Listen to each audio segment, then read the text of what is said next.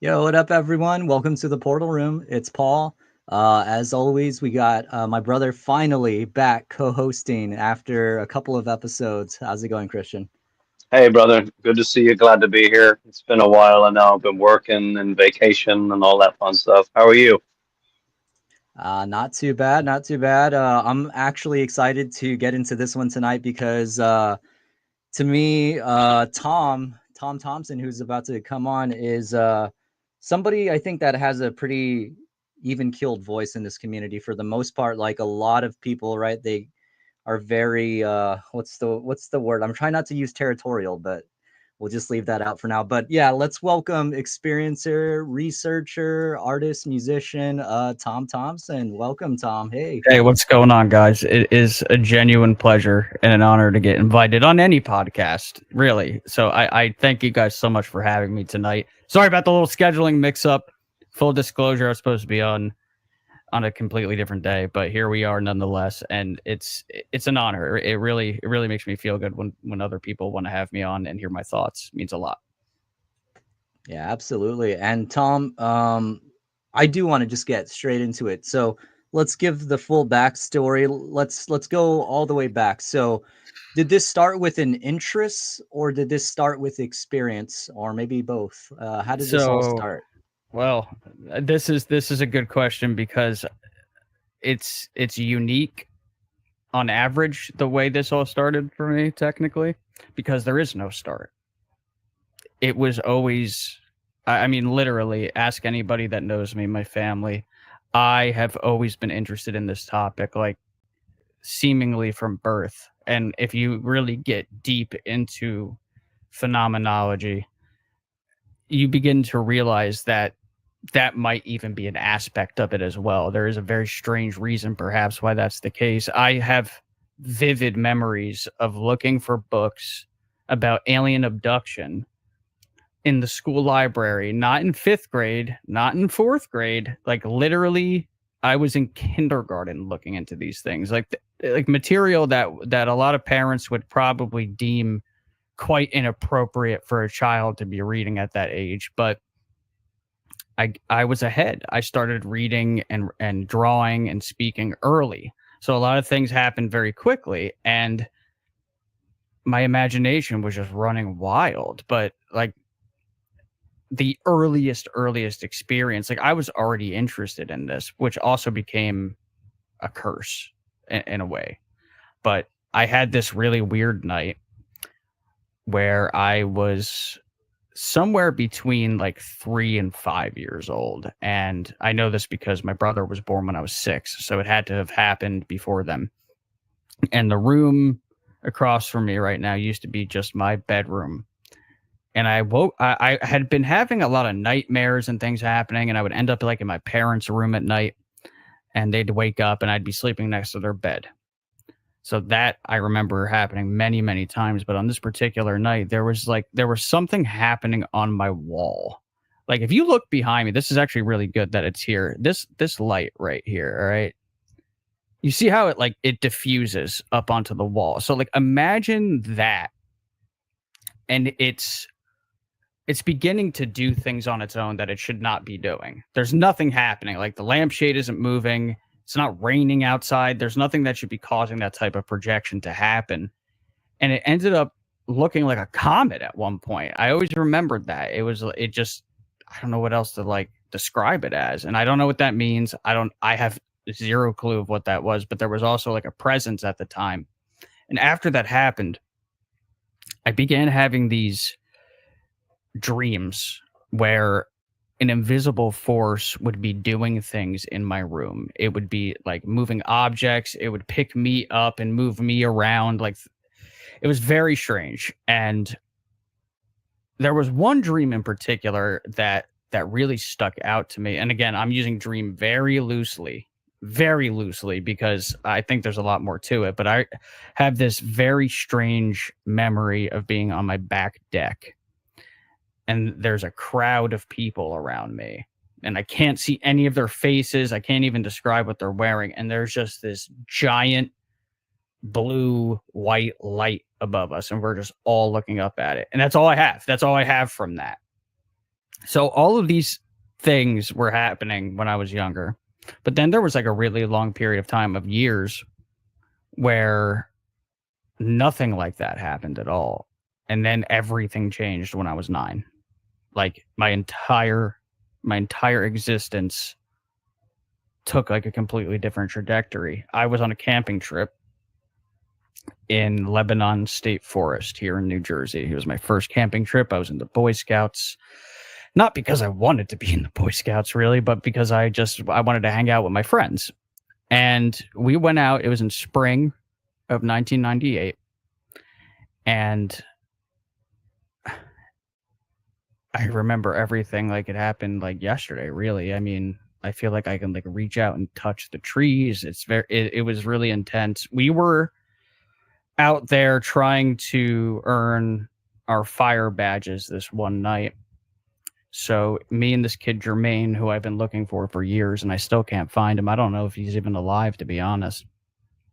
We were the last 2 left. Now the fire was already out, but we were young, so they were like, hey, make sure no little embers or anything pops up. So it's like, okay, they already did all the work for us. Here's your fire badge. Congratulations. Poking it and prodding it with sticks and everything. And I always estimated it was somewhere between like 1 and 3 o'clock in the morning. And we were sitting on logs that were arranged for the campsite. And I'll never forget too, we were next to another camp where there were Wiccans that were out there practicing their beliefs, and they were chanting and singing, and it was like really beautiful stuff. You heard it? Like you actually... Yeah, they were okay. literally like only yards away from us. Like it was like right there. And one of the scoutmasters was like, "Oh yeah, it's a group of Wiccans." And of course, at that time, I actually knew what that meant, surprisingly. So I was like, "Oh, okay." So I get what they're doing. They're worshiping nature. So that was really cool. But it like really kind of set the tone for what would eventually happen, I guess, because it's like unusual in of itself. So we're out there doing our thing, just chit-chatting, and I'll never forget, we were in a circular clearing of trees. You could see like the entire sky. And the moon was really bright. So it's like one of those nights where if anything comes over, you're going to see it very clearly. The moonlight's going to bounce off of it. It's crystal clear. You can see the stars, everything. And all of a sudden, I just took notice to the fact that like all of the noises in the forest stopped. And not like all at once, but it was like a gradual, like there goes the crickets. There goes the toads. There goes the birds. There goes the bugs. And it was like just this really powerful silence. I always called it like a loud silence because it gets your attention very quickly. And I'm young, and it's just really weird. So like, why is everything so quiet? I thought maybe there was like a predator around or something. Is there a bear and other animals are like hiding from it? I have no idea. I'd never been out in the woods like that before. And then there was this weird whoosh of air. And if you've ever been standing out on the side of the road and a car drives past you, like there's this weird, like almost artificial quality to it. Like, it's not wind. I don't know how our body picks up on that, but when it's wind and when it's not. And I felt it was enormous, whatever it was. You could feel it, like something just pushed the air. And then it actually like it sort of started like at my hands and just went everywhere else all at once. But if you've ever put your arm or your hair next to a balloon, you know what static electricity feels like. It's like, I call it like fuzzy air. It's weird, right? Like but there's a sensation to it because everything on your skin is reacting to it. So now I'm feeling that everywhere. And I sort of thought maybe I was getting sick or something because I'm like, oh my God, what am I feeling? What is this? This is not natural. I have no idea what's going on. Like, am I about to faint? Like, what is going on? And all of a sudden, to my right above, I'm like playing it like a video in my head right now too. So here it comes over the trees, and it is your stereotypical black triangle craft. But what was interesting, I guess, about mine is that there was never a light or anything that was going on in the center portion of this craft. There was a light on each corner, and it's slowly coming. I'll just use my vape, I guess. Why not, right? And it's slowly coming over the clearing, and it stops right there. And I mean, it was the largest object I have ever seen in the air, ever. It was at least the size of like an aircraft carrier. I mean, this was enormous. And the way the moonlight hit it, and there was no mistaking what I was looking at. There wasn't a misidentification. It wasn't Was there super any far sound? away. Nothing. Like, wow. Okay. dead silent, not even a hum, like nothing. This goes Yeah. to show you that like the variety of craft that are similar, but they have different attributes. Like with I know you know Screen, right? Like with his story, he has this big hum and it has the light in the middle. There's another community member, Matthew Monroe. His was Yep. just an all black triangle, no lights at all. So it's like, Right. what is happening there? It was, man, it like takes my breath away when I even think about it sometimes, because it was just so intense. It's just sitting there. And I always tell people, it's like, I felt like I could hit it with a rock. Like it was right there, and it was a matte texture. Best way I could describe it. But, and also real quick, I see so many people that I absolutely adore in the chat. I see Heather and Ursula and everybody. Hello. And it's UFO Sarah. You guys are amazing, and I love you to death. The lights were special. So if you've ever been driving at night and ever seen like somebody, like a teenager with like a souped up Honda, speeding down the highway, a lot of times they have like aftermarket lights where it's like white LED and then like a haze around the light. That's sometimes like a different color. It's really cool. So it was like that. It was like this white light LED, like very, very white, blue on the edges, but the light, I usually describe it the same way, but it's like, it's never going to work. I can't do it justice. It was almost like liquid and plasma and gas. Like it was just amorphous. Just Elemental. Yes. Yeah. That's actually a really, really good term to use. And all three corners were like that. And I'm just in awe of this happening. And then there was, this is the part that I didn't even tell anybody really until this year, I think.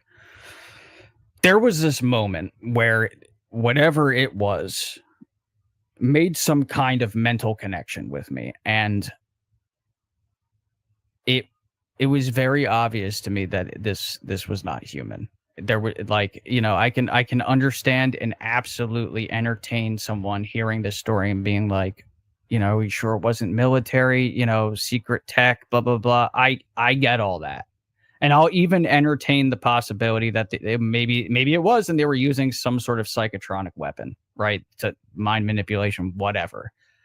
But deep down in my soul and like the quantum quarks and particles that make up my being, I know that was not human. I know it. Like, it's just, I don't know how to explain how I know that, but I felt it. It was like a download, essentially. I mean, think of like when it's going to rain. There's like all these tiny little characteristics in the environment around you that you feel before you even see a cloud, before you feel the first raindrop. But it was like that, but just amplified.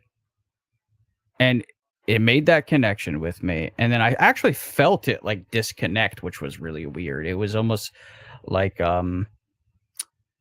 people who sometimes forget to take their medication, like experience. I think they're called brain flashes, where it's this weird like sensation in your head. It was something like that. It's almost like, it felt like popcorn popping like in my head. It was very weird. And then it just glided off. There was another whoosh of air. Then the fuzzy electromagnetic static sensation tapered off. And then little by little, here come the sounds in the forest again. And I'm just like, oh my God, what now? What do I do? But even at that age, I had like an inner dialogue with myself where I'm like, okay, because I knew if I told anybody what had just happened, and poor Jermaine over here is just, I mean, he shit his pants essentially. Like he had no idea where to put himself. We didn't talk about it ever again, like between the two of us at least. And then I lost touch with him, haven't seen him in 20 something years. No idea where he is. He might have moved to a different country. I have no idea. But I knew that I couldn't talk to anybody about this because I'm like, here's the kid who's into UFOs already. He's got UFO books. He's got a couple t-shirts. He likes talking about it. He likes drawing these things. Oh, he sees a UFO. Well, the first thing they're going to think is that I'm making that up. So I didn't say a word about it until I think I was like 17 or 18. I told a friend of mine, and then gradually I told my parents, and then now the entire internet that interacts with me knows about it. But now I'm just like, look, it happened. I can't change that. I can't erase that from my life, you know, and it doesn't make me weird because I really thought about this. It's like, I'm a very grounded and rational individual. You know, I'm not, when we're in spaces and somebody comes in and they're like, listen, man, I work for the Greys. It's just like, all right, dude, come on. You know, we know what's, you know, we all have a bullshit meter. It's like, we know this is nonsense. This happened to me and I can't change that. And it was the weirdest thing that's ever happened to me in my life. And I'm grateful for it, but it is a curse at the same time. There's no question about that. It's what we call it the portal room, UFO Destiny, Tom. And you had it. That's hey, right. Can you throw Heather's comment up? Yeah. Let me get that. That was interesting. Yeah, I'd be interested to know. That's weird. And I just look. Yeah. Synchronicity. Yeah, that is weird. Seriously? That really, That is wild. his toothbrush really went missing like that? Because I remember a stupid ass incident where my toothbrush went missing. Yeah. That Really? is strange. Yeah, really. Was it connected to an experience? Well, it happened the same year that happened, post this event. I don't know. That gives me the heebie-jeebies a little bit. I'm not gonna lie. That is weird. That's a little strange. Did you guys ever hear the incident that happened in this room during a space? I don't think so. Paul? There's a girl that you guys are probably familiar with, Ocean Eyes. I don't actually know her real name, to be honest with you, but she's real cool. She's from Canada.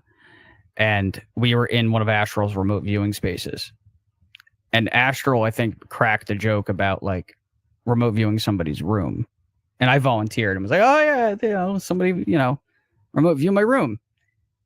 And she was like, okay, I'm really going to try this. I was like, okay, cool. And she starts DMing me and I'm like, oh God, she's really on a roll here. She actually nailed some stuff that she shouldn't have been. Like there was, I think there was like a box stuffed like into my closet behind something. And she like figured out what was in it. And as I'm telling her this, she cuts off her attention on my room. And I saw like a black mist shadow thing like over here and like zip right behind me, and I was like, was that her? Like on some metaphysical level, the timing was just way too coincidental, and she was nailing what was in my room in real time. So yeah, that was extremely weird. Oh, Screen is here. Yeah, Yeah. he is. He just came in. What's He said, up? run it back for him. We were just talking about Tom. Tom was telling us about his experience that he had when he was younger with a black triangle. And then Heather came in asking about the toothbrush, if the toothbrush had gone missing. And I was going to ask you about that, Tom. Like the next day, like the next morning, like, you know, like what happened? Like, did you have any physical effects after the fact? Was there anything that you noticed that was out of the ordinary, or was it just really the ontological shock that kind of like changed you from that moment onward?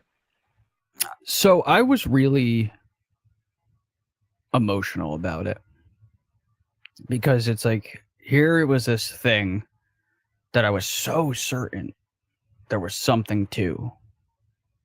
I'm like, this has to be real. There's too many people talking about it. There's too much evidence. I've read all these books. And then it happens and it confirms it. And I don't know if ontological shock is the right term, but it was like a very, very profound, deep vindication. It's like all this time that I've spent as a kid reading all of this stuff and seeing people that had also fallen victim to being treated awfully because of them talking about what happened to them. I couldn't get that out of my head. And I know I was young, but you know, again, I always have old ladies telling me that I have like an old soul. So I guess maybe I do, right? So on some weird level, I felt really, really bad about that. I'm like, oh my God, all of these people are telling the truth. And I know it now. So it's like, how do I convince everybody else? But I knew I wouldn't. I still know now I can't do that. It's not within my power. Some people just have to have that experience.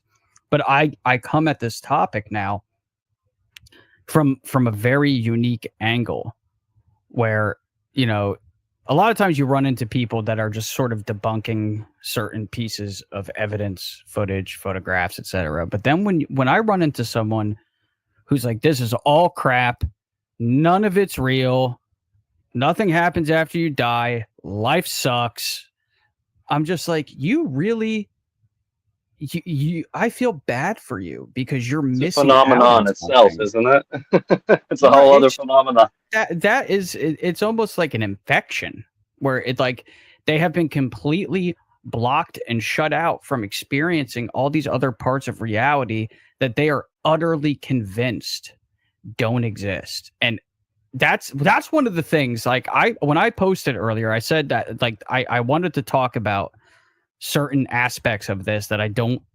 understand why they don't get more attention. It's like, we're always talking about, oh yeah, consciousness, we got to bring consciousness to the forefront. But so, like, all right, so pause for a moment.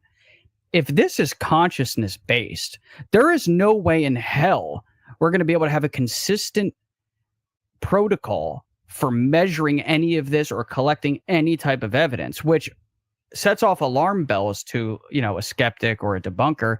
But it's like, well, wait, hold on a second. We live in a very materialistic society and paradigm that dates way back to like when Francis Bacon established the scientific method.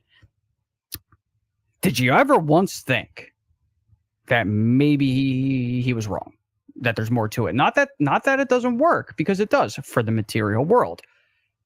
But how on earth can you possibly tell me about any of the things that exist outside of it when you're in here? This is flatland.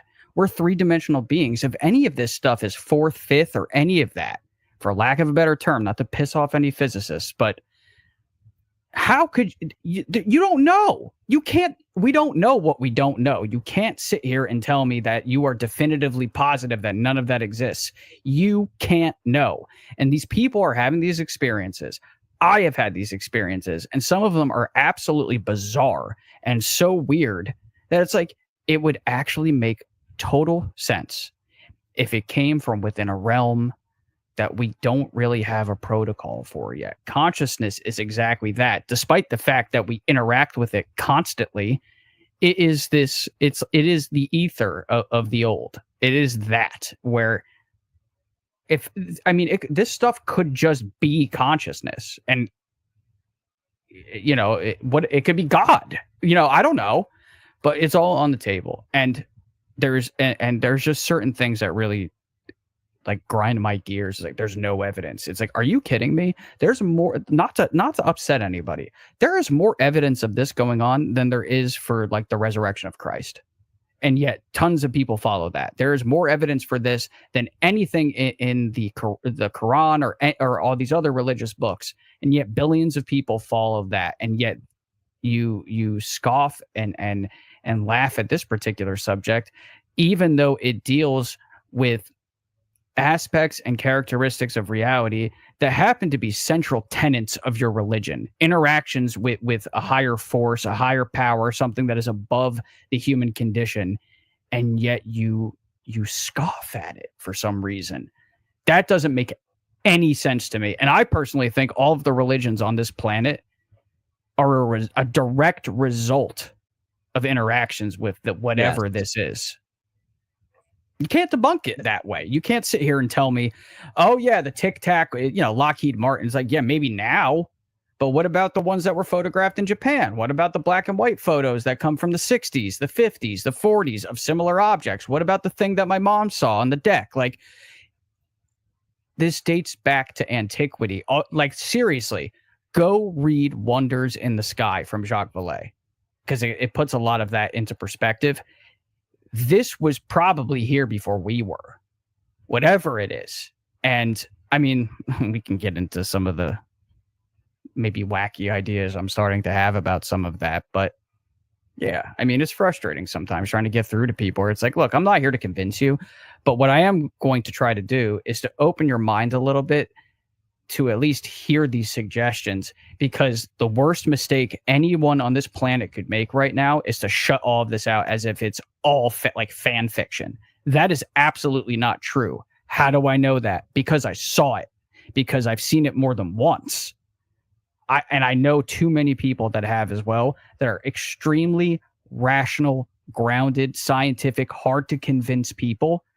And even they will tell you, yeah, this is absolutely here, and it's been here. That's why you can't sit here and say, oh, well, like the drone situation in my state, talk to too many people. Yeah, of course some of it was drones, but Digby and I, we decided our theory that we landed on was that something weird's going on, and they are sending up drones to kill two birds with one stone. The first bird is to be able to study whatever the hell this is. The second bird is to confuse everybody and make them all think it's just all drones, Iranian mothership, all of that nonsense, when that is not the case at all.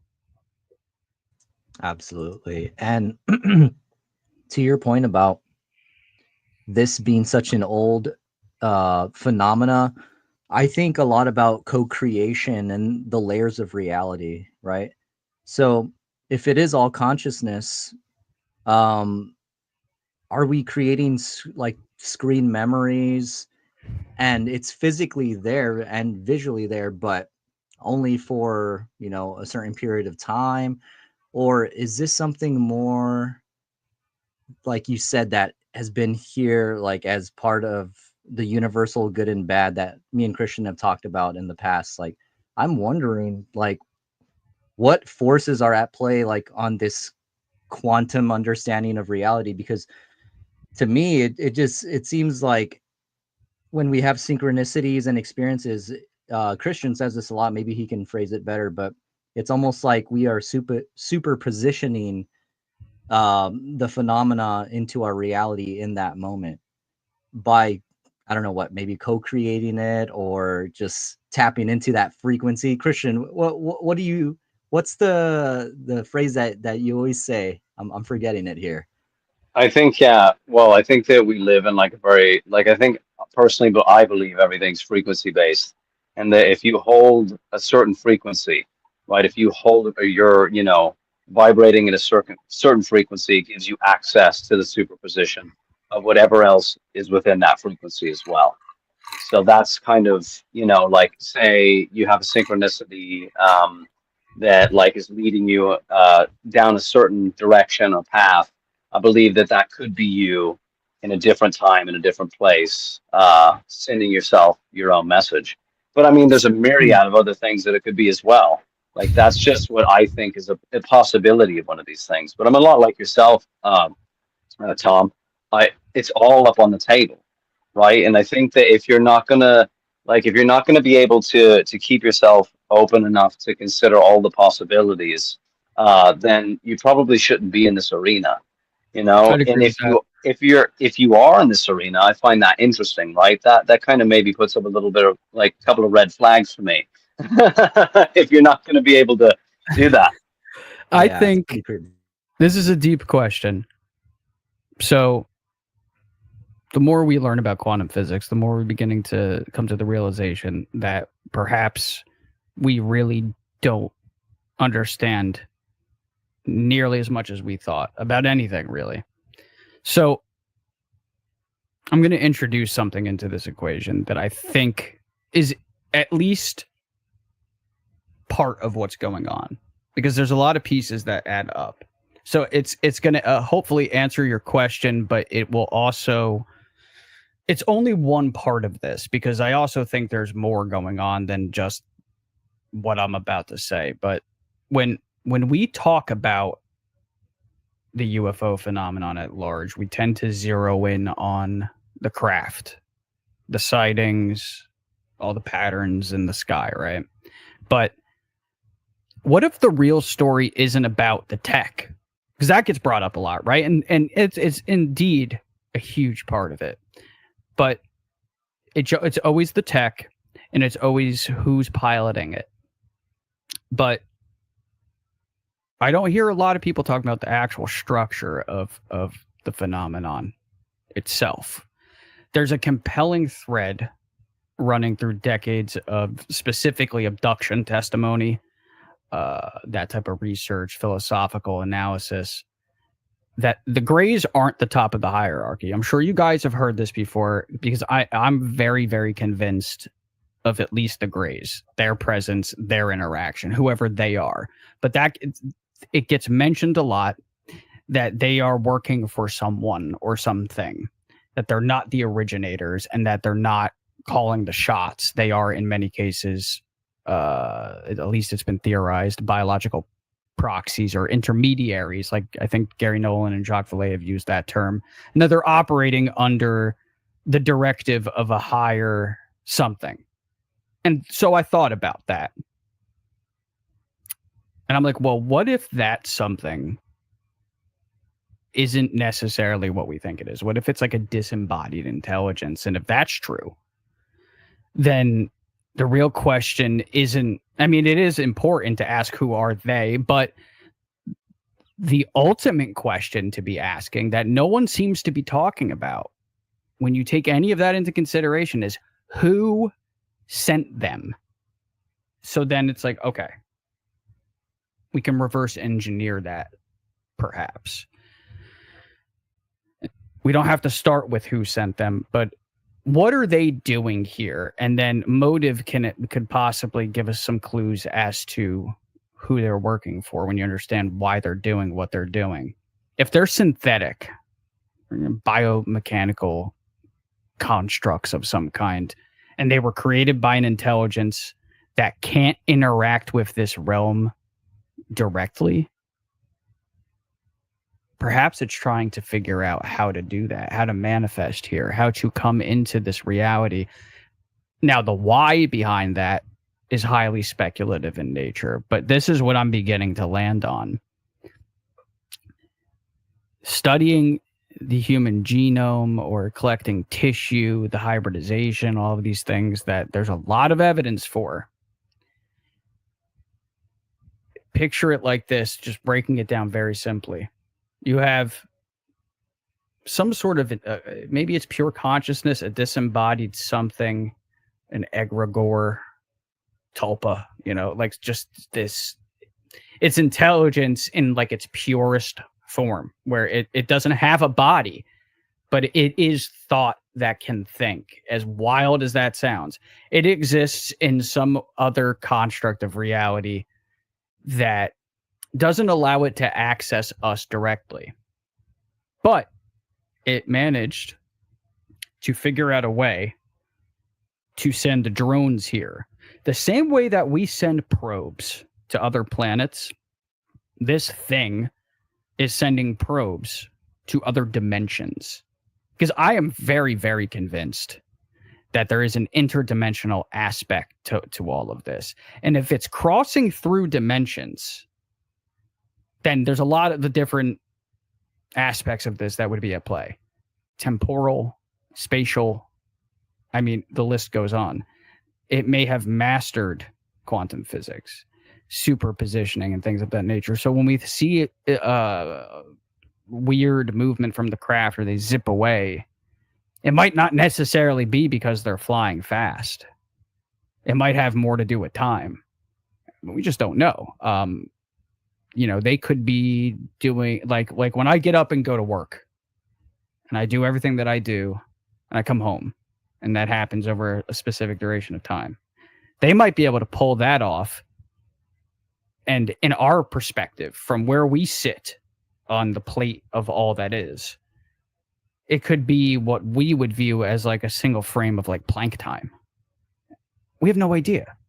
What they could be doing could be a very, very, extremely long duration operation. But to us, it looks like they're just zipping around, zip, zip, zip, like hummingbirds. So I don't think this is simple at all. I don't think I really this is why I actually don't use the term alien very much anymore, because I really don't think they're coming from other planets. Now, do I think that has happened? Yes. Yeah, absolutely. Yes.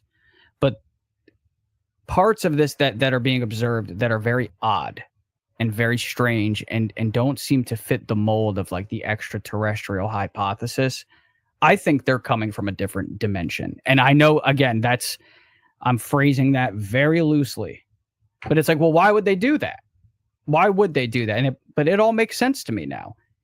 If they are working for something else and they are popping into another dimension, and it's like maybe they're just trying to figure out how to get themselves here. But then there's other parts of this too, obviously, like the soul and another. And again, I don't mean that in like a scary, evil, chilling type of way. Talking about running from entropy. If it understands as much as it seems to, and it understands entropy and realizes that everything is eventually going to, at the end of time, degrade into, black infinite nothingness, maybe it's trying to figure out how to reverse entropy. Maybe it's trying to figure out how to connect to source like we are. Because I don't consider it religious really, but I firmly believe that humans have souls. I'm like absolutely convinced of that. And I think what it really breaks down to is a non-corporeal field of consciousness that tuned. This is very recent actually, but I used to say, oh, human beings are tuned into the consciousness field, but then now I'm starting to think of it differently. It's actually in reverse. That consciousness, we are all fragments of consciousness that are tuning into human bodies. We are just, my dad calls it the goop consciousness. It's just the central hub. And that's God.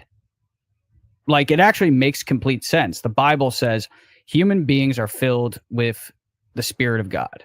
And it's like, okay, well, if God is consciousness, then bingo. That answers that question. But instead of our brains being tuned into it, you could say that. But in actuality, consciousness itself is tuning down into an organism and having an experience. Then it goes back when the body dies because it can no longer utilize that particular vessel for an experience, and perhaps it decides to move on or choose a different one, which is where you get reincarnation from, or anything else of that nature. But I think that's just scratching the surface. I don't think we have a grasp on any of what's going on. I don't think we have a grasp on consciousness at all. We have ideas. But then you have to bring in other ideas too. It's like, well, what about when people do DMT and they interact with intelligence and and these entities and They're these very similar odd too, characters, right? and they're mapping Exactly. it out. That's what's crazy. That I love that you brought that up because again, this was kind of to my point. Whenever I was mentioning screens, experience, and like these archetypes, right? So when you talk about the graves as well, that's kind of the same thing that I'm thinking of.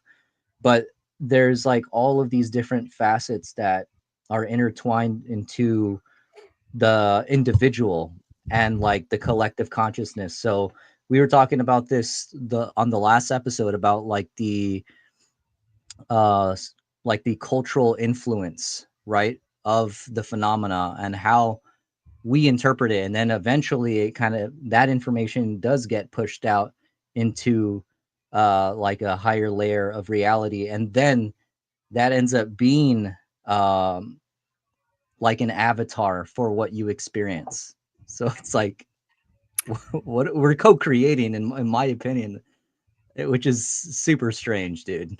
I just don't. I think that maybe that's the entire point of all of this is creation. It's you Yes. have made the connection between musicians, artists, and the phenomenon. It's like, well, if the whole goal is to create, this is essentially like a giant consciousness garden, and perhaps these beings are gardeners. Essentially, they're just sort of tending the fields down here. It doesn't now again, I know people have negative experiences, like my friend Fringe. You guys know Fringe in the community. She's a wonderful person. Yes. Love her to death.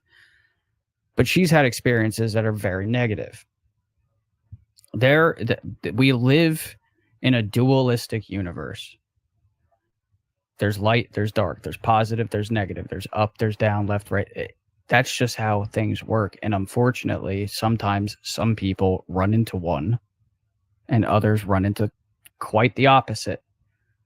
Why that is a very, very difficult question to answer. That's something I would have to sit down and philosophically tackle and really, really think about. But something I really think because I feel it, and I know a lot of other people feel it. A lot of people in this chat will probably agree. We are moving towards something. I don't know what that is, but I do find it very strange that disclosure, at least as a philosophy, not necessarily even like specifically government disclosure, but just the awareness of a majority of the people on this planet that we are not alone. Like when we hit that percentage where it's over 50%, and it's a knowing, that seems to be moving at the same pace as the development of AI. There is definitely some type of connection here. And I really wonder if these beings have influenced our culture and our society to literally nudge us in the direction of creating artificial intelligence, because they may be trying to learn something from that.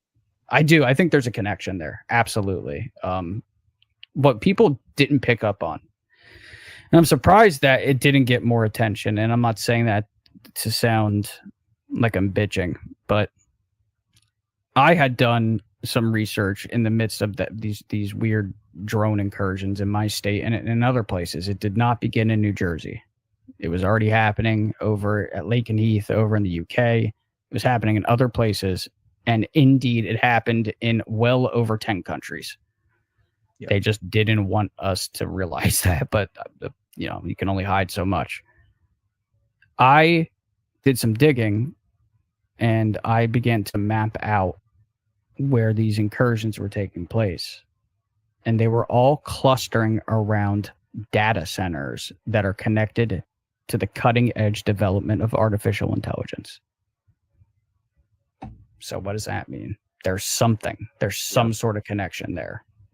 Something is trying to understand. Maybe it is trying to understand consciousness. Maybe it's trying to understand why we have an infinite aspect to us, but they do not. If that's artificial, maybe it's trying to figure out how to blend the two. We're biological beings that are connected to that source. If we're dealing with some sort of immaterial consciousness that's sending bio drones here from another dimension, as crazy as that sounds, maybe it's trying to figure out, it's like, well, how is it that these meat suits are running around and they're able to connect to the network, but I can't? It's a theory. Again, it's one theory amongst many. What I do know at this point is that we are not alone. We're not. Definitely not. And I'll even say this again, because it's been coming up a lot. And I said this to Christian when you were tapped out for a little bit earlier there. There seems to be a growing consensus in private conversations that I'm having with people that a lot of you would know and some would not know that are private for good reasons, because journalistic reasons, they ask for privacy. That's just how I operate. If they say, listen, you can talk about this, but please don't bring up my name, I'm going to respect that because I'm not a dick. Like, it's really simple. Like, I'm just not going to do that because I don't want to cause issues. Exactly. There's a growing consensus that our human institutions have been infiltrated by a non-human presence of some kind, and that they are here and they are walking among us. I'm not trying to sound like James Fox. I know he said it a while ago. But this is coming up a lot more now than it used to. It used to be sort of a fringe thing, but everybody was aware of it. David Jacobs, et cetera, et cetera. Now I'm hearing it from people that I'm surprised to be hearing it from. But it's like, I don't know what that means. Does that mean that there are literally like beings walking around in the Pentagon? No, it doesn't necessarily have to mean that. And I don't actually think that's what that might necessarily mean. It could be something more subtle. But it is brought up a lot that they are like some of them are physically here operating, and that we don't know and can't know the difference for whatever reason. Why that is, what are they doing? Not sure. But it is alarming how often that comes up. And again, I'll reiterate this too. I put out a video last year called The Fears of the Secret Keepers. And in that video, there was a ton of information that I got from a very, very private source, like the most private source I have. And I don't even know if the person's name is really what they told me their name is. But they have, whenever they send me something, or they say, hey, guess what? This story's about to drop, or this, every time they have been right. So I know they're plugged into something in the least. They're like, yeah, you can put that in your video. I'm like, okay.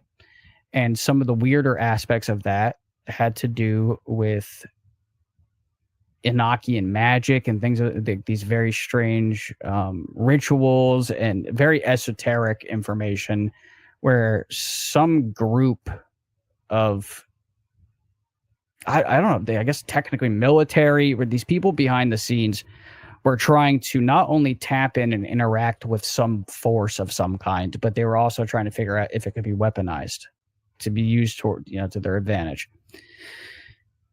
I found that very alarming. And then here comes Matthew Brown. A year later, he has this conversation with George Knapp and Jeremy Corbell, who I appreciate. They both follow me. I respect them very much. I think that they catch a lot of flack unnecessarily, and that's my opinion. Everybody's welcome to have their own. Again, I just try to be nice to people. And then he starts making these posts. And as soon as I started reading it, I'm like, Abramelin. I'm like, oh my God. I'm like, he's talking about, oh my God. I'm like, oh man. So it's like, again, I don't know. I told you guys this before the show started. It's like, maybe I was talking to Matthew Brown this whole time. I have no idea. Now I really don't know. So you don't know if it's him or maybe somebody in his circle, but you suspect in the that least, it might be. Yeah, it's like there's these weird, there's different. There was the Collins elite. A lot of people know what that term means, but what this person told me is that the Collins elite splintered off into like different groups. And some of them have differing agendas, and because they don't all agree on everything, that's what caused kind of a rupture. But one of these groups is playing with fire. And they are trying to essentially do certain things that I think people would consider nightmare fuel. Like, you hear these weird made up stories on certain YouTube channels and in other places, like a horror story based on like a portal being opened at CERN and all those things. This is like the real life equivalent of that they are like actively trying to utilize, connect with, and gain some sort of mastery over some force that does not exist here, but it exists somewhere else. And I mean, some of this is just absolutely disturbing. You know, I mean, you want to talk about some of the rumors that we've all heard about, you know, gifted children, the GATE program, and, you know, what Shane Frakes has been talking about a lot in his posts. I would hedge a bet. If I was a betting man, I would say that there is definitely, without a shadow of a doubt, activity going on that 99% of the population would deem disturbing and unethical. Without question, there are things that are happening. You know, I mean, think about MK Ultra. They were already trying to shatter the ego a long time ago. They've moved on way past that, you know, MK Heather and all of these other things. I know that a lot of people read what Shane posts and they're like, yo, what is up with this guy? Is he going nuts? He's not. Listen, there were things that when I first got into the community, Shane was one of the first people that I became friends with. And every time he told me about something, months later, he was the first person to really fill me in on the fact that we were trying to shoot down and capture UFOs. You know, and then he told me about the dogfights between the objects. And then hear Gary Nolan talking. It's like, oh shit. He also told me one time about like the fluid that was in the remains of the occupants that were from the Roswell crash, that it was like some sort of like white milky substance. And I'm like, how do you know that? And he just smiled at me and was like, and I was like, all right, man. Like, okay, dude. But he's been right about a lot. You know, listen, between me, you, everyone in the chat, and the wall behind me, there is a lot that you guys don't know. There's a lot that you guys don't know that you would be shocked if you did. And some of it you'd be pissed off too. There are people in the community that I know and I've brought this up many times before, but I'll do it again because I like people hearing about it because they need to hear about it. There are people actively being paid by the United States government to sell us this info. Like literally. And it's very easy for you to name who is doing this. This is where I did want to cut in with when you were saying you'd be shocked but also disappointed, right, with this disinfo stuff. Yes. I guess because I'm gonna try to be careful here with respects to Shane, right? But yeah. And I've asked him to come on as well because I'm not trying to nail him down, but I think there needs to be some clarification for transparency's sake. But fair. There's a lot of like cross contamination of narratives and people working together. So like some of the Skywatcher people, I'll just say that, along with another camp like the Lou Elizondo camp and Greer camp. I'll leave it there. I'm sure you kind of get where I'm hinting at, like what I'm hinting at here. Oh yeah, absolutely. With a lot of like information that's kind of being ciphered off on the back channels. But then like, I guess I look at a lot of conflicting arguments to show that some of this stuff is legitimate just because a lot of the PSYOP stuff is evident. That's kind of like what makes me very, very suspicious. So I had to say that just for, just being honest. Yeah. And I see what Screen's saying in the chat. Not a lot of people trust, again, I don't know. I know the things that Shane told me, and then they came out and there was, a certain level of confirmation, etc. Now, these things that he's been posting recently, I don't know. I can't prove any of the things. I don't know. Maybe he's playing some sort of game because he's pissed off at somebody. I have no idea. I don't know. The guy's always been good to me, so I'm not gonna badmouth him. I know that like he filled me in on things that were very interesting, and there was a lot of smoke with that. So it's like there's fire somewhere. Tom, would you be surprised if more people are kind of figuring that out in the back channel though, on their own? No, not surprised at all, because That's all I'm gonna say. It's oh man. Listen, you guys have no idea how many group chats I'm in, and you might be like, oh shit, when you realize who I'm in the chats with, And I'm not saying I was in any of the chats with Lou or Kelly Chase. I haven't been in any of those. I may or may not have seen screenshots of some of that, but that's neither here or there. I don't know. I don't know why people began coming to me. I don't know why people started giving me information. I have no idea. Maybe I don't know. Maybe they like how I treat people. Hopefully that was one of the reasons. I try to be nice to everybody. I try not to pick a fight with anyone. I don't have time for it. I don't have the patience for it. But the community is utterly infiltrated. Like hardcore. There's a lot of and the camp thing, just my opinion, that shit needs to stop. There needs to be way less like idol worship going on. And it's not everybody. We all have people that we might consider a hero or someone that we really look up to. There's researchers that I look up to and have been inspired by, absolutely. But I warn you, with every cell in my body, please be careful. They say, hey, a lot of times you get disappointed when you meet your heroes. You really have to use some discernment here, because there's a lot, like, again, you got Greer's group saying this. You have Skywatcher's group saying this. And all I can go by are the interactions that I had with people personally. It's like, I met Greer.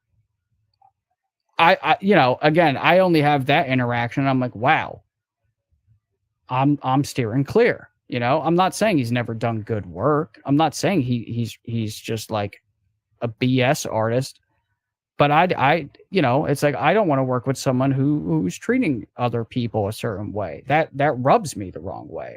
It didn't even have anything to necessarily do with the topic or any of the information that he's putting out. It's like, dude, this just doesn't feel right, and I'm not going to be party to that. I don't care how famous you are. You're just a guy to me. I know, yeah, you got millions of subs and your videos, everybody knows who you are. I don't care. That doesn't mean anything to me. You don't scare me, you don't intimidate me, and you're not going to like try to weasel your way in between my ears to tickle my brain in such a way that your narratives are going to suddenly, be what I am subscribing to. Yeah. I'm my own guy. It's not happening. Yeah. No one's going to, like, I'm the last fucking person that you would want to piss off in this community by mistreating people. It's like, don't do it. Don't do it in front of me. Don't do it to my friends. And if you are working on behalf of some sort of government entity to literally ruin people's lives and dox them and all the other heinous nonsense that's been going on, like what happened to Grush and all that, it's like this. I'm the last person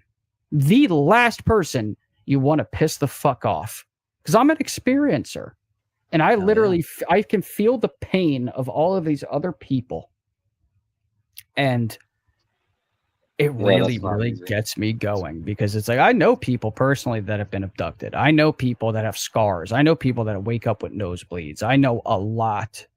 And this is not a game or a joke. Parts of this are, really interesting. And of course, I love to speculate and theorize. And I think it's a good activity for your brain. But for the people that are really living the nightmare, And it doesn't always have to be because they had a negative experience. It's the nightmare of they had the experience, tried to tell everybody around them that experience, and then they were isolated, and now they're suffering as a result of it. And then here comes the Wall Street Journal. Here comes Green Skeet. Here comes all of these other assholes. It's just like, I know that you're being paid to do this. I know it. I'm not guessing. I've seen documents like that. Literally, it's like, oh my God.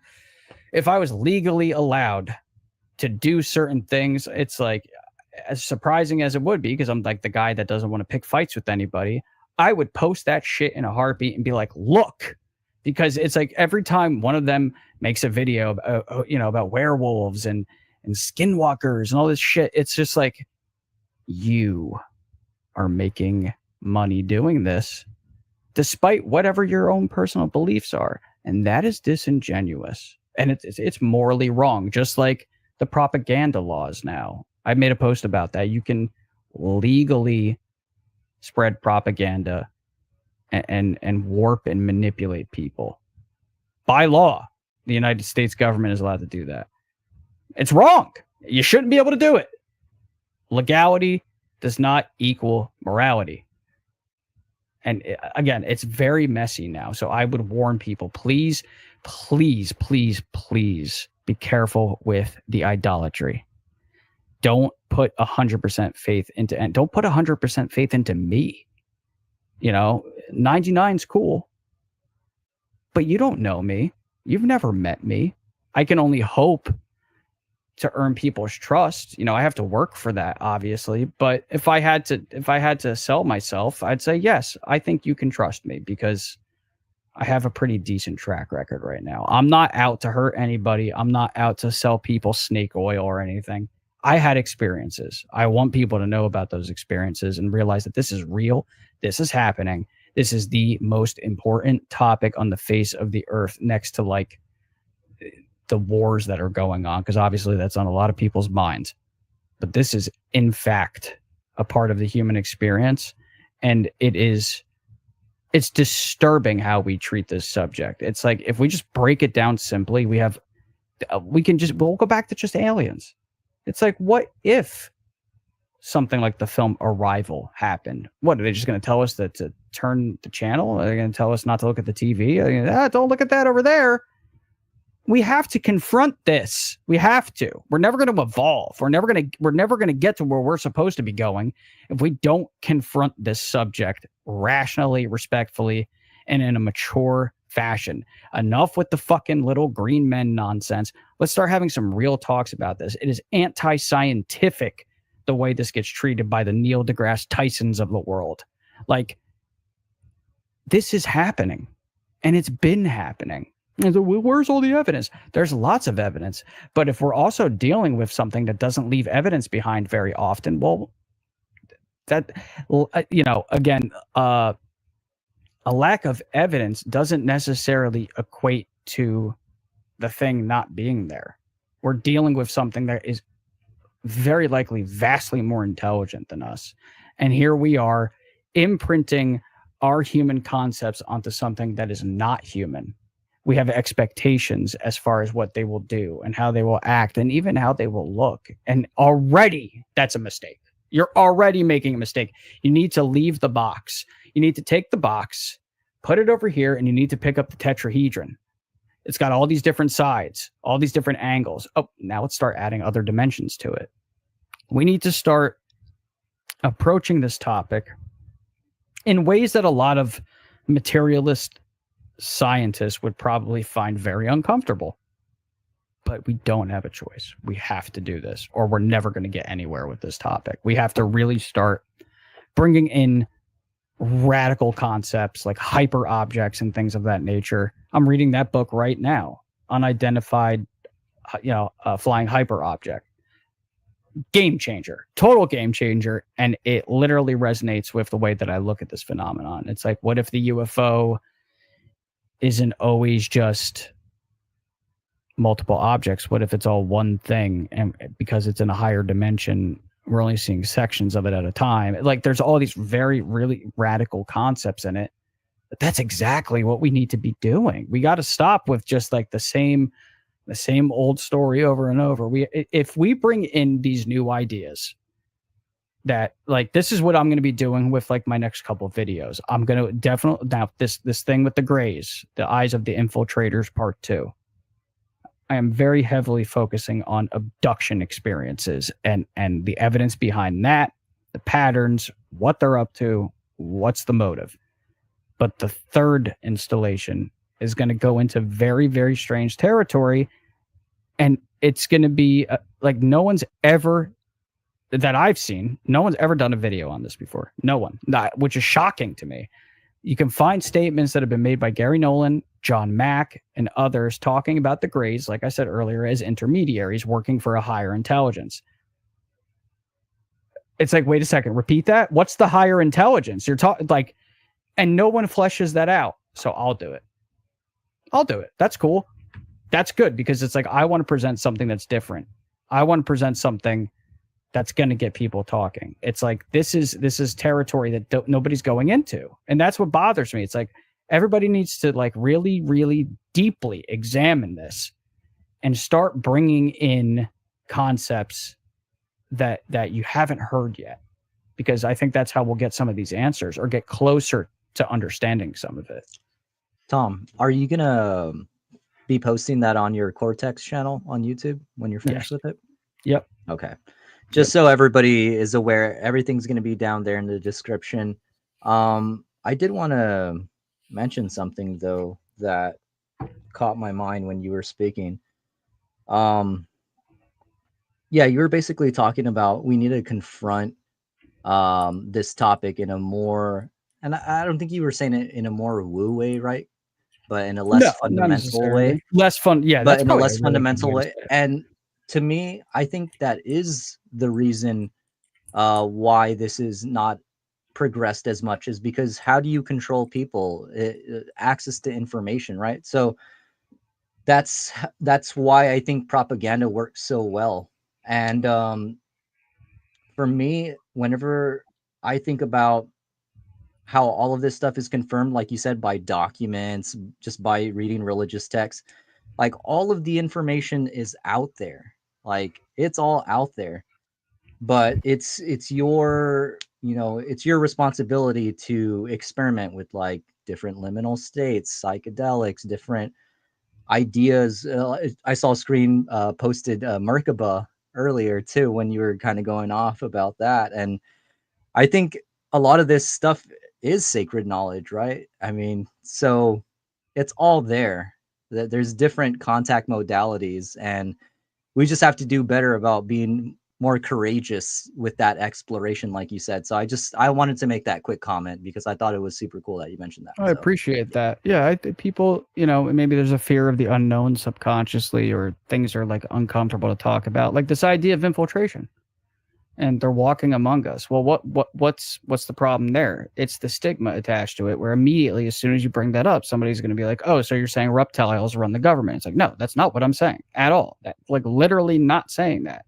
I would have said it if that was the case. No, it's something else. It's like 3-body problem. It might be more along those lines, where like our technology is being hindered for some reason. Like it could be something like that, a manipulation of our math. Who knows? I don't know. But I have heard it from too many people. There's a lot going on here that is so bizarre that the natural reaction from somebody is to say, well, how the hell is that possible, and why would that be going on? And I'm okay with trying to figure that out. I'm totally cool with that. I just want to bring something like new to the table. I don't mind going over old cases and trying to look at those from like different perspectives and trying to dig out new information and things of that nature. But I also really want to like stay on the cutting edge of topic and really drive home consciousness, non-local aspects of that, trying to reframe some ancient texts. Like, I want people to take into consideration, like what you just said, that like a lot of the information is out there. A lot of people probably don't know this, but there's an ancient text called the Rig Veda that comes from the East. if you read that text and if you look at what would be like the biblical equivalent of like the book of Genesis, that particular section, it in plain English essentially says that the Godhead breathes life into there's a singular point that exists in this like timeless state. The Godhead breathes life into it, and it explodes essentially and spreads out in all directions. This book is over 4,000 years old, and it's talking about the Big Bang. How does that work? How'd they figure that out? How on earth could they have possibly known that? How could the Dogon tribe have known that Sirius was a binary star system? And they told us. They're like, there were amphibious beings that came down from the sky. They told us about it, did some stuff, and then they left. Why does that have to be myth? It's in their oral tradition, and it was passed down through generations, and they are literally talking about knowledge they couldn't have possibly gotten with a telescope or anything of that nature because A, they didn't have a telescope, and B, the binary aspect of that star system wasn't even discovered with a telescope. It was discovered using math. And then they spotted it. But these ancient tribal people out in the middle of nowhere that had spears as like their greatest technological achievement somehow knew that. And they knew the color, and they also understood gravity. Like like that's stunning. When you so it's like when you take that into consideration, that's when you have to go, okay, A, we have definitely been interacted with by multiple groups from multiple places, probably with differing motives. And B, there's a lot of information that we think we're discovering right now that is literally just being rediscovered. And you can go back and you can see that the one barrier that causes this is language. Language has evolved, right? So back when Alexander the Great was trying to have his army on horses, they were trying to cross a river. He said, and the group of soldiers that were with him saw what they described as a shimmering silver shield that came down out of the sky and scared the horses and prevented them from crossing the river. A silver shimmering shield, and they also described what we would now say is a glow. Not even just sunlight, but that it was giving off its own light. So how could you possibly sit here and not view that as a flying saucer? Like what did you think? What did you think it was? Christopher Columbus saw lights coming out of the ocean that shot up into space. It's like, it's all there, man.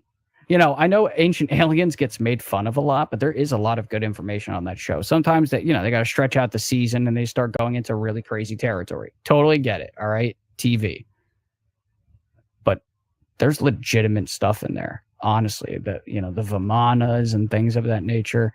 I'm pretty convinced that there was like an advanced civilization of someone that lived on this planet at one point. Maybe it was Atlantis or something of that nature.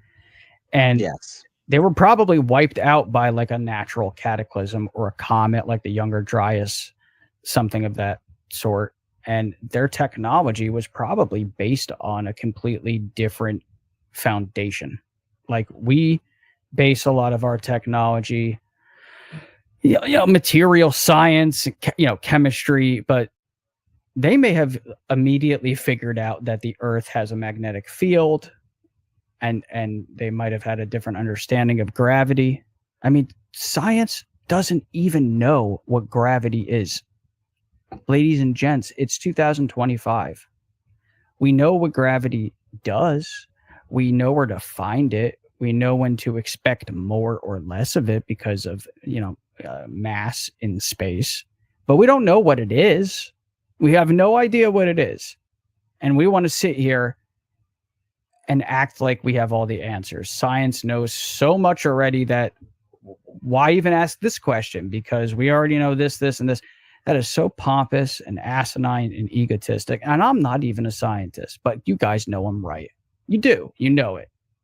We all agree on this, I'm pretty sure. Yeah. Exactly. You know, Tom, I want to ask you, because I know we're getting close to wrapping up here. I want to kind of ask this question that I ask everyone. Is that where like disclosure is right now in like the public sphere, and what do you think it'll look like a year from now? Where do you think disclosure will be in the public sphere? Well,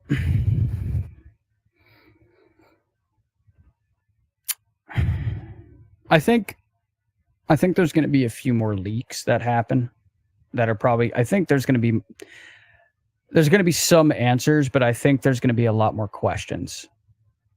And I think that we'll probably see at least one or two more attempts from mainstream media to sort of plug the hole, and they'll fail. Probably another whistleblower or two. But I think we're also on a completely different front. I think we're going to see a rise in people being more comfortable to talk about their experiences. You're already starting to see that now. I mean, if you go and watch any podcast, Joe Rogan aside, because, you know, we know his interests. But if you go across YouTube, Spotify, Apple, any of the major platforms where people just kind of talk about anything, which I'm super down for. I hope at some point that I build up enough of an audience where I can also have a show where we just like talk about anything, because I enjoy knowledge and life and talking to people. They bring up their own experiences way more often now. People are becoming way more comfortable with having conversations about these subjects. So I think that we're going to begin to see an experiencer revolution that is already starting. And it does need to happen. It absolutely needs to happen. Astral and I have been loud voices about this. Whenever we're in spaces, we usually bring up the fact that disclosure ultimately should be a grassroots effort that comes from people like us and regular everyday citizens that had an experience that radically shifted their worldview and completely ruptured the foundations of everything that they thought was real. Those are the people we need to be talking to. Yes, it's anecdotal. A lot of times, most times, they can't come to you and say, oh yeah, I have a flying saucer in my garage. However, people have been put in prison for less and have been completely erased from society based on a courtroom proceeding. If this was a court case and the goal was to prove that this was happening, it wins in court. In any court in this country, and everybody knows it. Whether McWest, Green Street, any of the louder voices that think this is all nonsense or whatever, it's like deep down inside they know too that there's just too much evidence. They want to act like there's zero, but what they really mean to say, and the way they should be phrasing it, is that there's not enough evidence that I like. That's what they really mean, subconsciously. But instead of saying that, they like to say, oh, there's just no evidence. Well, that's not true. That's a lie. There is evidence. There's too much of it. So a year from now, I really think that we're going to see, not that the experiencers will overtake what comes out of official channels, because those do carry an extreme amount of weight, and they should. Oh, I think my camera just went out. Did my camera go out? Yeah. You guys can still hear me? Yeah, we can hear you. Hold on 1 second. I might be able to get it back. It's the aliens. Well, you know what I'm doing is I'm running it through camo, and for some reason, I'll keep talking while I'm messing with it. But in a year from now, I really think that we're going to see a more of a leveling of the playing field. Not that experiencers will overtake the information that comes out of official channels, but we will see perhaps a more even playing field. It'll get closer to where than what it is now. Like people, when information comes out and you have it like this recent clip that came from Corbell and Knapp, really interesting stuff. Definitely worth looking at, definitely worth examining. That carries a tremendous amount of weight because of their chain of custody, how much time they spent speaking to the source, etc. You have that.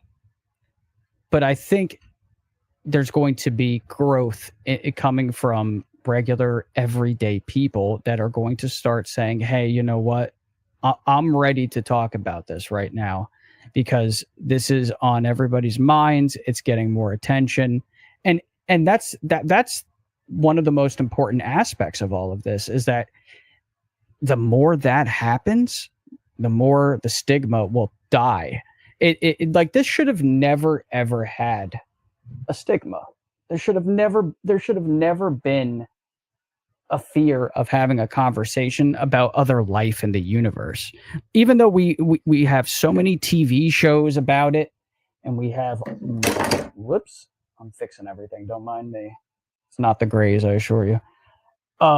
We have, we have movies, we have all types of media out here that is representative of this subject, and we're so fascinated by it deep down inside. Like Spielberg's got a new movie coming out that's going to be really cool. I think they just wrapped filming, and it's coming out in, I think, June or July of 2026, I believe.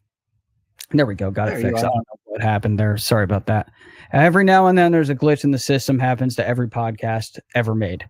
But yeah, I think that's where we're going to be in like a year. I think that we're going to see a lot more people talking openly about this. We'll have a few more leaks. We'll have a few more whistleblowers. The ball is going to move down the field a little bit more. And that's like my even take on it. My optimistic take is that somebody will really leak something significant, because I think that chance absolutely exists, because there really are good people in the government. You can't blame the entire government. There's too many moving parts. It's not one single entity. It's like a spider web. And, hopefully we can get a few more official hearings that introduce like the equivalent of like the Wilson Davis memo into the congressional record. That's okay. That's fine. And I also think that Arrow might eventually just collapse, because they're not really doing anything for the conversation, and they're acting more like a goddamn vacuum cleaner. They're just sucking stuff up, and then this is just a balloon, blah blah blah. Well, hey, did you ever look at this? Nope, never heard of it. You never heard about the incident at Malmstrom? Nope, not familiar. We'll have to get back to you on that. It's bullshit. You know exactly what they're talking about. Come the fuck on with that. I just talked to Robert Salas the other day. I was DMing with him, and he was trying to send a rebuttal to the Wall Street Journal, and they're like, "Oh, your response email is over the character limit." And I said, "Hey man, I'll write it for you." And then I gave him like 4 different versions. I don't know which one he sent to them, but I rewrote it for him. It's like, I will, as long as I am alive, I am going to keep fighting these bastards until we get our way. And it's meant for me, you, everybody in this chat, and anyone else that is on this planet that will ever be born. This knowledge belongs to us. No government or anyone else has a right to keep this from us. I can understand secrecy. I can understand if something crashes in the desert in the 40s and they're like, oh shit, what is this? It's not human. I totally understand taking precautions. But then 70 odd years passes? No. There's got to be an expiration date on that. You don't have to tell us everything. And I'm okay with that. But you have to at least admit that, yes, this is real. It's actively happening. And it's been happening for a very long time. The time is now. You got to do it now, because people have a very short attention span, unfortunately. And I think the public's just going to be like, oh, big surprise, kind of figured. So do it now. Do it now when the damage will be very minimal, I think, if you just at least admit the basics like David Grush was talking about. Treat it like nuclear weapons. We know what they do. We know they exist. We've seen them in action, but I can't 3D print one. I can't go to Home Depot and buy uranium and then build a bomb. Treat it the same way, that same spirit of enough to fill people in, realize what's going on, but I still can't go to Lowe's and request a gravity generator. It's really just that simple. And I think we can handle it. I really genuinely think we can get through that without there being looting and riots and the collapse of civilization. I don't think it would go that way. I think we're past that point. I really do. Yeah, I totally agree. I mean, I'm certainly, even outside of my own experiences, I'm ready for this to kind of become even more mainstream, right? I mean, you mentioned Joe Rogan, so it's like, to me, that already makes it mainstream in my opinion. But I don't know. I guess the stigma is still there, and we got to do better about it. But Tom, anything coming up? Any projects? Anything besides the video as we close out for tonight? Well, I think at some point this week, I'm going to try to host a space, just kind of like an open invite everybody kind of conversation, just talk about whatever, get caught up with people. Aside from the videos, I know Digby and I are going to get back to doing interviews and podcast material pretty soon. He's dealing with a lot right now that people don't know about. It's not public, but he's in a very difficult place right now. Just some family stuff, like his immediate family's good, but there's some health issues with someone related to him. They're being looked after. He's in England. He's not even in Portugal. That's a whole another ball game. Even there too, that project is a can of worms that I'm not going to go into just out of respect to his privacy, but he very much is still in the game. It's just, he's got a lot on his plate right now. Hopefully, I'm hoping that by the end of the summer, I'll be in a better financial place. Things have gotten like a tad bit better, but there's a lot of time and energy and my own money that I pump into this. I'm not really like even breaking even on content. I'm not. And, again, people can call it grifting, but it's not like it doesn't even meet the definition of grifting. I'm presenting information to open people's heads and to entertain. That is an aspect of it. I want it to be interesting. I want you to be able to lay in bed and watch this and think about it. And if that's so wrong, then so be it. I'm fucking evil, I guess. Because I really enjoy doing this. We have some long-term projects that we're working on. We actually just had a meeting with Bruce Fenton, and we're going to be taking some of his work and turning it into like a little bit of a mini series. It has to do with the genetic modification of humans, the evidence for that, the strong evidence for that a lot of people aren't aware of, actually. Stuff that I had never even heard about before. Fucking screen, man, I swear. And besides that, just, posting thoughts and information that I come across daily, and hopefully along the way, connecting with as many people as possible and trying to inject some positivity into the community. There's a lot of bickering that goes on and people that don't like each other, but I'm totally okay with being the one guy that everybody can at least say they have some level of respect for, because I just don't want to fight anybody. I don't have the energy. Life is too short. Nobody's perfect. We all know the names that pop up in this conversation all the time. I think one of these days, everybody should at least offer those people like a reset where it's like, listen, let's start fresh. Hi, nice to meet you, and give them a shot. And if at that point they're still a shithead, then you got to do what you got to do. But I think everybody, like, instead of canceling people and shunning them infinitely until the end of time, I think the better thing to do is to watch them evolve and help them grow to be a better person. ultimately, I think that's what we should aim for, right? It's like no one really wants like most people don't want racism in the world. We don't want hate. We don't want violence. Well, to go along with that, I'd rather see growth and personal evolution instead of punishing someone for the rest of time because they said something stupid on the internet. People say stupid shit all the time. I've done it. I'm sure somebody will find some Facebook post I made when I was like, coming out of high school, going into college, and they're going to be like, oh shit, look what he said. Come on. Nobody's perfect. It happens. Exactly. But other than that, man, we're just going to get back to doing what we're doing, like I said, with the show. And I would love to come on here again and have a conversation. And anybody that wants to come on the podcast on my end of things too, you guys are always welcome to come on for a conversation. Anybody in the chat that feels like, again, you don't have to be famous. You don't have to be Richard Nolan or, I'd love to have him on, but it doesn't matter. If you think you can come on and have a really good conversation about these subjects and the other subjects that connect to it, you're more than welcome. You're immediately invited. My DMs are open. Come have a talk. That's all we want to do. We want to talk and we want to learn and we want to connect with people. We're same here. Anybody that wants to come on and tell their story, I'm the same way. And I was gonna say, to Digby and his family, we're praying for him and his family. He's a good guy. Tom, you are a very respectable voice. Like you said, you're very approachable, and I think we do need more people like that. I would put Christian right here, my co-host, as one of those people as well.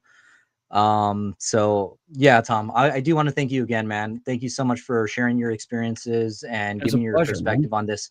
The whole chat loved it, dude. You did great, man. You really made it easy for me and Christian. So excellent job, brother. I hope so. I don't want to make things difficult, of course. No, this was great, man. Like I live for conversations like this. I like being able to talk to people. And I guess the other last little thing, some people make fun of this and they hate hearing it, but I'm writing a book about this. I'm writing a book about my thoughts on these subjects. And it's not because I'm just copying other people. I've always wanted to write a book ever since I was a kid, whether it was going to be fiction or and I still would love to write some science fiction because I just love science fiction. But I really enjoy sitting down, getting my thoughts out. And it's like, well, you know what? Why not release a book, have people read it, and I can say I wrote a book because it's like, I just want to write a book. I don't think that's bad. You know what I mean? Like we all talk about the great authors out in this space, Nolan, Keel, Valet, all these guys. It's like, I want to do what they did. I want to write a book because I have a lot to say. So it's like, you got to take that leap, bro.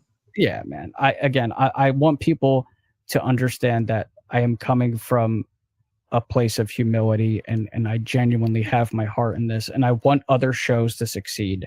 I'm not competing with anybody. I'm competing with myself to be the best version of myself. That's it. That's the only competition that's happening. And I hope everybody does well. I want everybody to have everything that they need. I want them to have money. I want them to have success, and everybody to just get along. That's it. That's all I'm looking for. Let's be good to each other because we all have it in us to do it. Yeah. Thank you, Tom. I really appreciate it, man. Thank you so much again for joining, man. I really appreciate it. And absolutely. And everybody in the chat, thanks so much for coming out. Go check Tom's stuff out there in the description. And yeah, everybody have a good rest of your night. It's Sunday. Tomorrow's going to be the start of our week. So let's do it good by ourselves, everybody. So good night and peace.